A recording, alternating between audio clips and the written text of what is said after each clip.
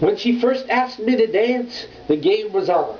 Colorado Cafe, Watson, New Jersey, little tugs back and forth between us, little looks of I like you, little come-overs and I miss yous, and when we kissed hard, and when we touched hard, and when the mud between us got close enough to feel, we looked back at each other with little winks and nods and said, not so fast, you're gonna have to pull harder than that to get me to fall. My backbone finds its way into her arms and my grip loses force. I wake up in a puddle of infatuatious mud, and the moves that I begin to make hurt her.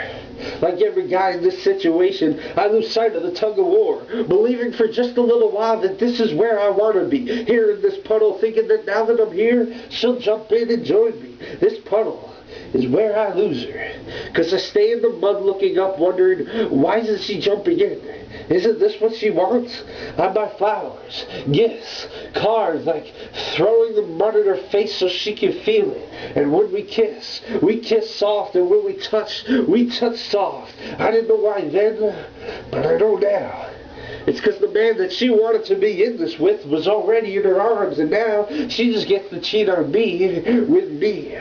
But there's still a chance for me to climb out of the mud and grab rope. And the hardest part about the climb out is not being able to look at her face, because I'll only see the wiping of the mud from her eyes and overlook the rope that's still in her hands. Never let go of the rope. It's not about being the man of her dreams, it's about being the man of mine. I can't promise that this won't happen again, because I'm on the tail end of my 20s, going through the kind of relationship struggles that most people go through in their teens. I was the shy one, the quiet one who stood on the side of the field, waiting for somebody to throw him a rope. Year after year, I'd stand there looking for validation that would never come. But now, with my eyes open, I have learned how this tug of war really works. That you have to believe you are worthy of it. To step out on that field with your head held high, your chest back, your stomach tight, and grab rope like you mean it, like your heart demanded it, like love depended on it. Because while infatuation comes in the form of mud, love comes in the form of rope burns. The harder I pull on my end, the harder they will pull back on their end, and they will feel strong and believe in themselves. Love is making people believe in themselves. But even the mud is a big step forward for me. You can't tighten your grip without the risk of getting your hands dirty.